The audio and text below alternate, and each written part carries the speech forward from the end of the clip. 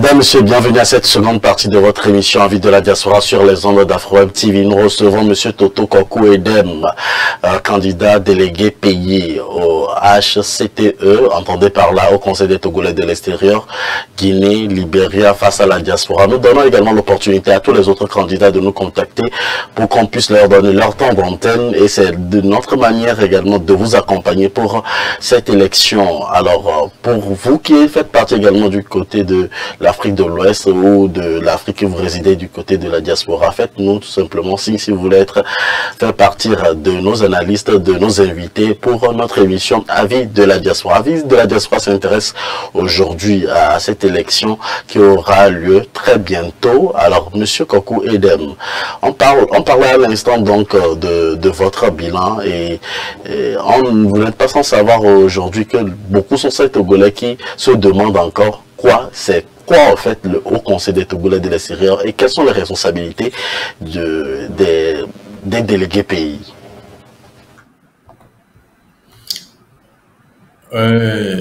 Oui, c'est vrai. Vous savez, pour un changement organisationnel, il y a toujours des personnes qui sont impactées. Et bon, il y a d'autres qui sont également très inquiets. Et l'essentiel, c'est de communiquer sur le bien fondé du Haut Conseil des Togolais de l'extérieur. Et généralement, quand je vais dans l'esprit, l'idéologie de la mise en place du Haut Conseil des Togolais de l'extérieur, c'était que vraiment les Togolais au niveau de la diaspora, il y a beaucoup de sujets qui nous divisent, beaucoup de sujets. Généralement, ce sont les sujets politiques, les sujets religieux ou les sujets culturels également. Et le HCTE, initialement, bon, il y a eu des personnes qui ont eu des avis différents par rapport au HCTE, mais la chose la plus difficile au niveau du HCTE, c'est de faire comprendre d'abord nos compatriotes, et chose que moi, je passe mon temps à faire. Il s'agit de sensibiliser, sensibiliser et resensibiliser. Parce que les premières années d'une nouvelle chose, généralement, ce n'est pas facile. La preuve est qu'à date, aujourd'hui, quand vous regardez carrément sur les réseaux sociaux de certaines associations du Haut Conseil des Togolais de l'extérieur, HCTE, Guinée sur Facebook, sur les canaux des réseaux sociaux, vous allez trouver qu'il y a assez d'engouement. Okay? Et également, pour rassurer ces compatriotes togolais qui ont des avis différents ou ces mentalités qui vraiment ne contribuent pas à l'objectif du HCTE, il a fallu que je prenne mon bâton de pèlerin, accompagné toujours des 25 autres volontaires comme moi qui constituent les 3 groupes permanents du Haut Conseil des Togolais de l'extérieur pour sensibiliser d'association en association pour ceux qui veulent nous recevoir. Pour ceux qui ne veulent pas nous recevoir, on passe toujours par les canaux de communication, espérant qu'un jour, peut-être, ils pourront écouter ou soit de bouche à oreille, ils pourront comprendre bien fondé du Haut Conseil des Togolais de l'extérieur. Maintenant, allant toujours dans le même sens, ces sujets qui nous divisent généralement, chez nous en Guinée et également au Libéria, il y a des principes de communication qui initialement étaient très mal compris par assez de personnes, et d'autres même disaient que bon, ce mouvement c'est un mouvement politique, on est patient, on verra bien comment est-ce que ça va se passer. Mais il a fallu vraiment durcir le ton, même si dans les contextes, bon, c'est un peu compliqué parce que tout le monde n'a pas cette compréhension des choses. Il a fallu durcir le ton et également sensibiliser à l'appui pour que la majeure partie d'entre nous puisse comprendre le bien fondé du Haut Conseil des Togolais de l'extérieur. Juste pour petit rappel, le Haut Conseil des Togolais de l'extérieur, comme le dit la charte du gouvernement, est un mouvement apolitique qui n'a aucune annotation ou aucune affiliation philosophique ou religieuse. La seule chose qui peut nous réunir, c'est le Togo. Et tous les sujets qui nous divisent par rapport au Togo doivent être, je dirais pas bannis, mais doivent être discutés, ok, pour que les deux extrémités de la communauté puissent revenir juste au milieu pour trouver l'équilibre, pour qu'ensemble on puisse faire la marche. Et là, il y a une citation qui dit qu'une communauté qui n'est pas unie vraiment ne vaut pas la peine d'être ensemble. Et comme vous le savez, quelle que soit la multitude de peuples, on est obligé d'être un pour qu'ensemble regarder dans la même direction. Quel est l'avantage alors d'être délégué pays si vous êtes des volontaires? Bonne question. Ouais. Ces questions reviennent généralement souvent parce que beaucoup de personnes pensent que, pardon, il y a beaucoup de personnes qui pensent que ce poste de délégué, il y a assez d'avantages et que vraiment il y a des non-dits qui sont là. Et je vous ai dit au début de l'émission que c'est juste du volontariat. Pour ceux qui interprètent les choses à leur manière, parce qu'on ne peut pas également empêcher quelqu'un de penser ce qu'il veut, mais au contraire, on doit avoir une plateforme où chacun est libre d'exprimer sa voix et, avec le temps, essayer de corriger pour que les choses reviennent à la normale pour faire la marche ensemble. Pour ne pas vous mentir, Monsieur Agbeniba, pour être les avantages dans le Haut Conseil en tant que délégué dans le Haut Conseil des Togolais de l'extérieur, c'est zéro. Zéro, je vous le dis, c'est zéro. Même si on le dit, beaucoup de personnes pensent que c'est pas vrai. C'est pas vrai qu'il y a des avantages. Peut-être des coups de fil de 2 heures du matin, de 3 heures du matin, il y a la petite vie familiale qui est là, qu'il faut également gérer. Imaginez tout ça, toutes ces frustrations que ça crée. Mais bon, puisque c'est pour le Togo et que nous sommes patriotes, il n'y a qu'un seul Togo, pas deux Togo, hein, donc nous sommes obligés de le faire pour ce Togo. Donc, on accepte tout pour être délégué. Il n'y a aucun avantage, là-dedans, même à l'échelle pays,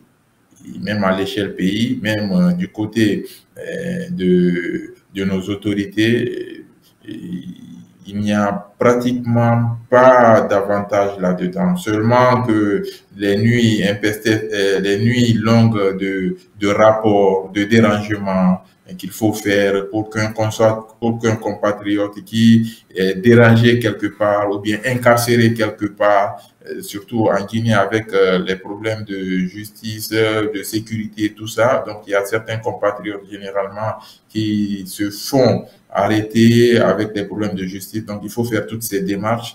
Donc, de passage, je salue le président du groupe des affaires juridiques du HCTE Guinée et qui vraiment au quotidien se trouve avec moi, m'accompagne dans ces sujets de défense de l'intérêt des Togolais dans le pays. La question qui m'intrigue un peu, pourquoi être délégué si on n'a rien à gagner? Et puisque les questions reviennent en commentaire, les questions reviennent par messagerie surtout. Alors, Monsieur Toto Kokou Edem, aujourd'hui vous voulez être encore une fois délégué pays en Guinée et au Libéria pour le Haut Conseil des Togolais de l'extérieur. Quel est votre programme que vous avez pour ces Togolais qui résident en Guinée et au Libéria? Le programme que j'ai pour ces Togolais qui résident en Guinée et au Libéria, d'abord, il ne faut pas oublier que dans tout ce qui se passe, il a fallu faire d'abord une analyse de terrain, comprendre d'abord c'est quoi notre problème et également apporter des solutions. Donc, principalement, il y a 4 grandes lignes. Le regroupement patriotique, également faire l'accent sur les opportunités et l'engagement puisque nous sommes sur la terre d'accueil. Et le troisième volet va dans le sens de l'innovation parce qu'il n'est pas sans savoir que cette population ancienne et jeune que nous sommes, avec les études, le niveau d'études a carrément augmenté. Donc, au niveau de la diaspora, nous apprenons beaucoup de choses, donc nous innovons, tout ça, il faut mettre tout ça à profit. Et le quatrième point, ce sont des projets de société, c'est-à-dire les projets socio-économiques et administratifs. Donc, pour aller beaucoup plus en détail, je veux simplement vous dire par là que dans le cadre du regroupement patriotique, nous avons le programme s'inscrit beaucoup plus dans la promotion patriotique de toute la diaspora togolaise à travers les activités de collaboration avec les associations, les organisations existantes, que ce soit les organisations dans le pays d'accueil, tout comme au Togo. Ensuite, promouvoir le vivre ensemble par les activités socio-culturelles, les célébrations, le tourisme et autres activités et que nous devrons créer ensemble. Tout ça va dans le cadre du regroupement patriotique. Mais nous sommes également dans un pays d'accueil. Il faudrait que nous ayons de l'impact parce que quel que soit le milieu, il faut vendre l'image du Togo. Donc, même dans le cadre du regroupement patriotique et cette reconnaissance de la diaspora, nous sommes également obligés d'avoir de l'impact dans notre pays d'accueil. Donc, il y a par exemple des projets qui ont été initiés, mais vu les contraintes d'organisation et du temps, donc qui n'ont pas été mises en place. Par exemple, il y a le projet la construction de la maison de la diaspora togolaise en Guinée. Donc, également les projets de don de sang, de reboisement, tout ça. Donc, tout ça, ce sont des projets pour impacter notre pays d'accueil et avoir une traçabilité dans le pays pour les générations futures également. Venant au niveau des opportunités et des engagements, il s'agit d'informer la diaspora togolaise sur les opportunités d'affaires en Guinée, tout comme au Togo, d'emploi, d'études supérieures et professionnelles. Et nous avons également, relativement aux opportunités, faciliter, assister et orienter les compatriotes également, vu que nous sommes à la diaspora et que la majeure partie de cette jeunesse, de cette nouvelle jeunesse de la diaspora à un niveau d'études un peu plus élevé. Donc, nous avons cette opportunité d'être des entrepreneurs également. Mais l'impact doit se répercuter beaucoup plus sur le Togo et il y a d'autres qui perdent généralement le chemin parce qu'ils ne se retrouvent pas et ça, ils connaissent pas trop les canaux, comment faire pour que leurs actions soient beaucoup plus vues du côté du Togo. Qu'avez-vous? Un exemple juste. Oui, allez-y. Un exemple juste que j'aimerais donner, c'est par exemple la reconnaissance, l'émission du ministère des Affaires étrangères, la réussite de la diaspora, qui est un canal par lequel les entrepreneurs ou ces jeunes de la diaspora ou les personnes qui ont réussi à la diaspora proposent par le biais du Haut Conseil des Togolais de l'extérieur leur visibilité et leurs actions du côté du Togo pour la reconnaissance. Mais il ne faut pas également oublier que présentement, quand on prend la création des entreprises, beaucoup de personnes ne savent pas comment ça se fait. Donc, nous faisons plus loin avec le HCTE pour que nous soyons tous au même niveau d'information pour ne pas rater les opportunités qui s'offrent à tous les Togolais. Et le troisième point, c'est l'innovation. Donc, il s'agit d'appuyer l'entrepreneuriat et les initiatives à but lucratif en Guinée.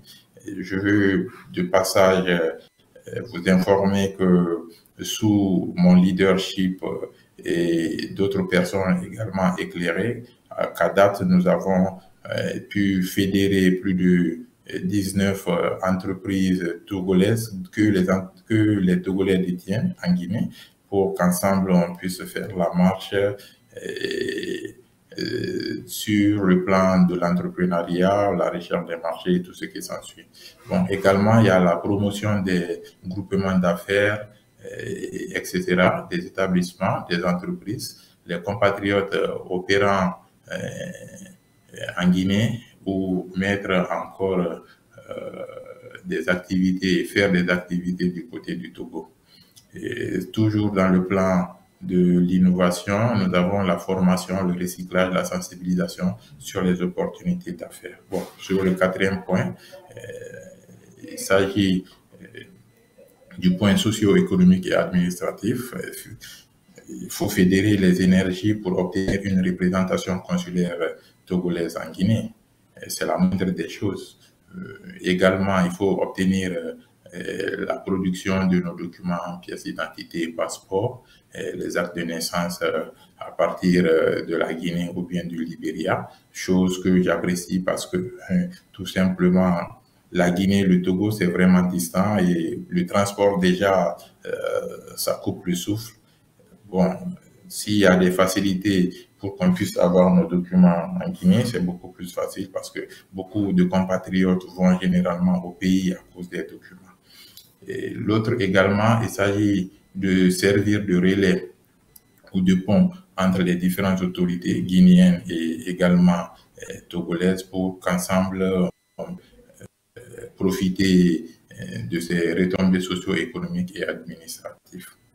Nous avons également un dernier point, du quatrième point, soutenir et encourager les projets d'investissement ou de réinsertion au niveau du Togo à travers les communautés de villageoises que chacun d'entre nous a au niveau de son village ou de sa sous-préfecture. C'est notre manière également à nous d'encourager les compatriotes à investir chez eux et également profiter bien de l'aventure pour développer le pays. Alors, il ne s'agit pas seulement de parler, mais d'aller également aux actes. Comment et quelle stratégie allez-vous utiliser pour atteindre tout ce que vous venez de citer dans vos plans d'action? La stratégie, elle est très simple. La première stratégie, d'abord, il faut se mettre ensemble. Il faut accepter se mettre ensemble.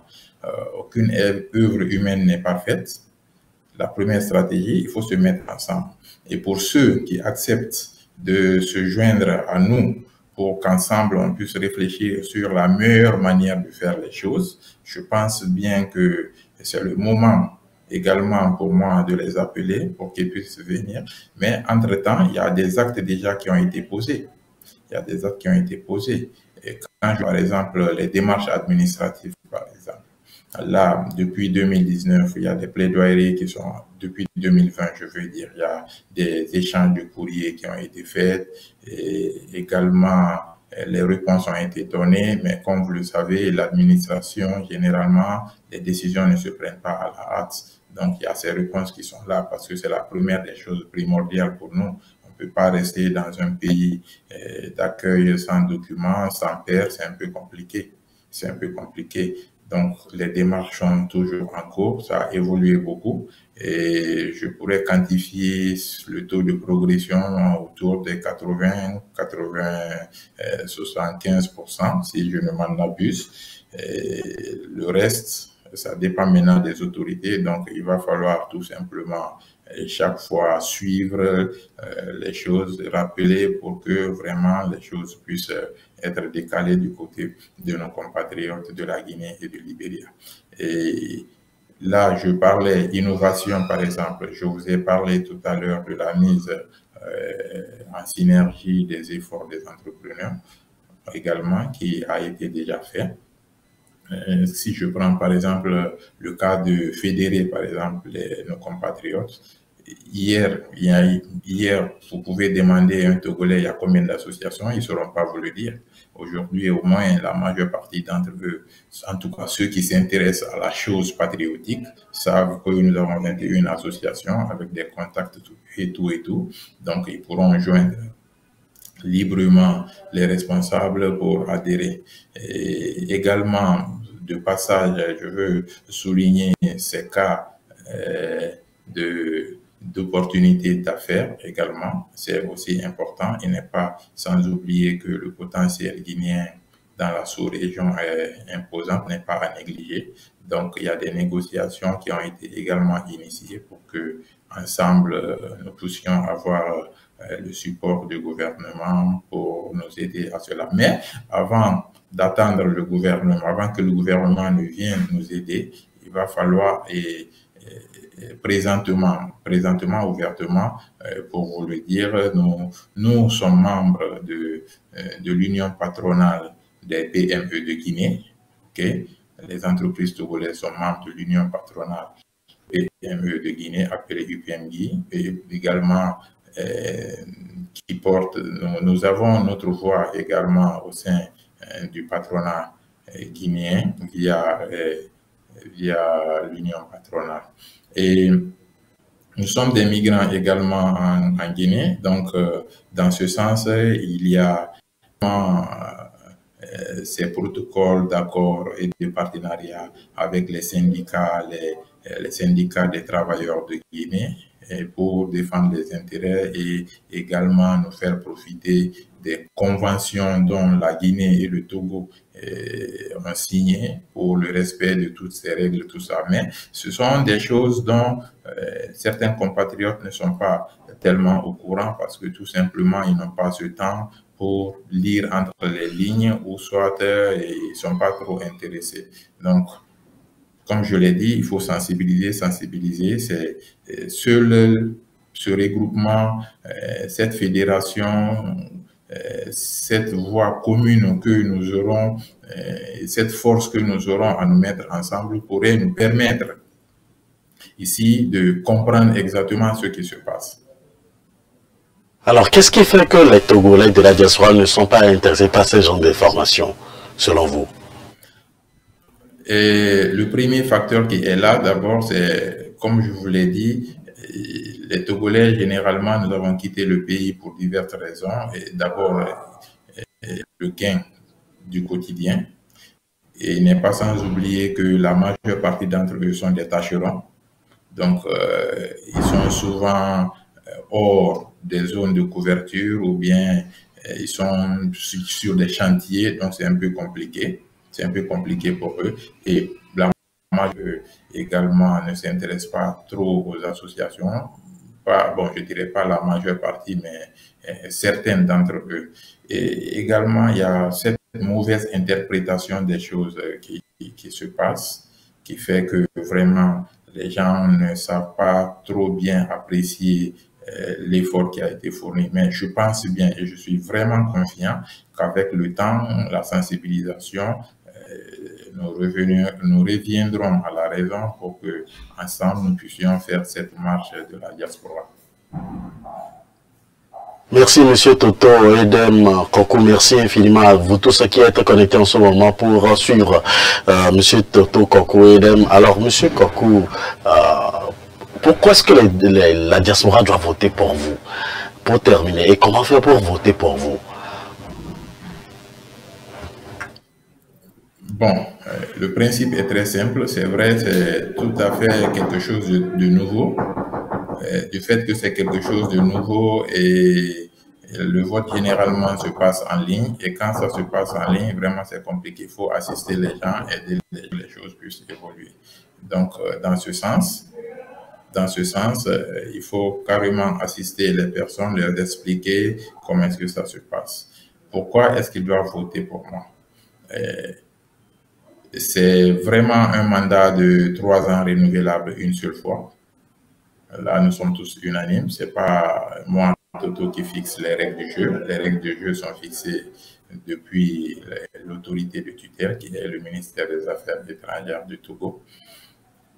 Les gens doivent voter pour moi, les compatriotes doivent voter pour moi parce qu'il y a un chantier qui a été dans des contextes vraiment très difficiles. Et si vraiment on s'intéresse à la chose et que les bilans qui ont été faits malgré le désintéressement de certaines personnes et cette mauvaise interprétation du concept du Haut Conseil des Togolais de l'extérieur, je pense bien que si on porte réellement un regard sur tout le trajet effectué, ça mérite que je sois reconduit pour qu'ensemble on puisse terminer ce deuxième mandat et voir également la concrétisation de tout ce qui a été commencé relativement au consulat. Ça, c'est le gros problème qui est là.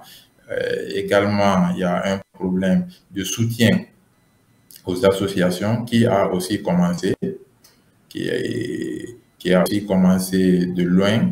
Et tous ces soutiens, les cas sociaux, par exemple, la gestion, par exemple, des cas sociaux, c'est vrai, nous n'avons pas tous les mêmes moyens à la diaspora et qu'on est obligé de s'entraider. Donc, à partir de cette gestion des associations, les choses sont déjà en cours et je pense bien que les responsables d'associations qui sont autonomes, ok, avec le support du HCTE, ensemble, on va arriver à trouver les voies et les moyens pour unir nos voix pour que une solution globale soit.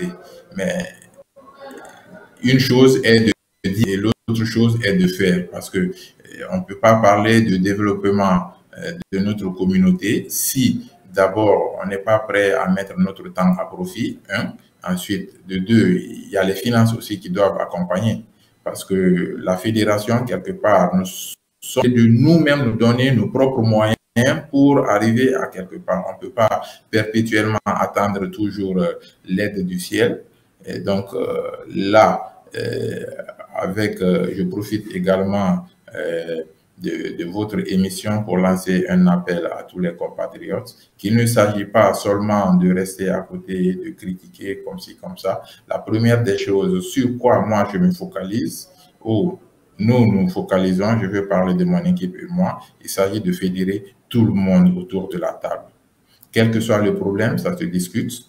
Et je pense bien que quand on est assis à la même table, on pourra ensemble trouver les moyens qu'il faut que ce qui est bien pour nous, cette décision soit prise. Pas pour l'intérêt d'une personne, mais pour l'intérêt de toute la communauté.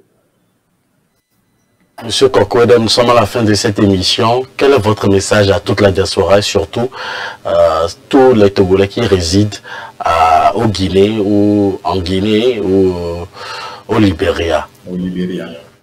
D'abord, je tiens à remercier l'opportunité que vous m'offrez et également mon message envers cette diaspora, c'est juste un seul message. La division n'a jamais arrangé personne, ni une communauté. Donc, j'appelle à l'union et également pour toutes ces personnes qui, dans le passé, ont eu confiance en moi pour que je puisse porter leur voix jusqu'aujourd'hui. Les résultats sont là. Donc, je les encourage premièrement à s'enregistrer en tant qu'électeur parce qu'on ne pourra parler de vote lorsqu'on est électeur. Donc, je profite de votre émission pour leur dire de s'enregistrer en tant qu'électeur sur la plateforme du ministère des Affaires étrangères qui est le www.hcte.diaspora.tg. Donc, il y a tout un support qui est là pour ceux qui ont besoin d'aide. Mon contact, les gens l'ont, ou bien ils peuvent passer à travers tous les responsables d'associations qui, si nous avons une plateforme en commun, ils sauront comment faire les choses pour qu'ensemble, on puisse porter le Togo en Guinée très haut. Merci Monsieur Toto Kokou Edem d'avoir accepté notre invitation, d'avoir été notre invité pour ce numéro de l'émission Avis de la diaspora sur les ondes d'Afro-Web TV. Merci à vous tous qui nous avez suivis. N'oubliez surtout pas, nos émissions sont toujours en replay sur notre chaîne YouTube. Allez, abonnez-vous, activez vos cloches de notification pour ne rien rater, surtout en termes d'émissions de qualité. Et nous vous rappelons que nous aurons toujours l'opportunité d'avoir d'autres invités délégués qui sont candidats à cette élection, des délégués pays du Haut Conseil des Togolais de l'extérieur. Merci à vous et à tous les Togolais de la Guinée et du Libéria qui nous ont suivis au cours de cette émission. Merci à M. Toto Koko Edem, bonne chance à vous. Que Dieu bénisse le Togo, que Dieu bénisse l'Afrique, que Dieu bénisse tous les Togolais qui nous ont suivis également. Merci et on se retrouve. Merci à vous et ensemble pour le Togo. Ensemble pour le Togo, tous unis pour le Togo. Merci et ciao, bye, que Dieu vous bénisse. Merci, bye bye. Bye. Chaque semaine, la rédaction d'AfroWeb TV vous propose un condensé de l'actualité des 7 derniers jours. Suivez sur AfroWeb TV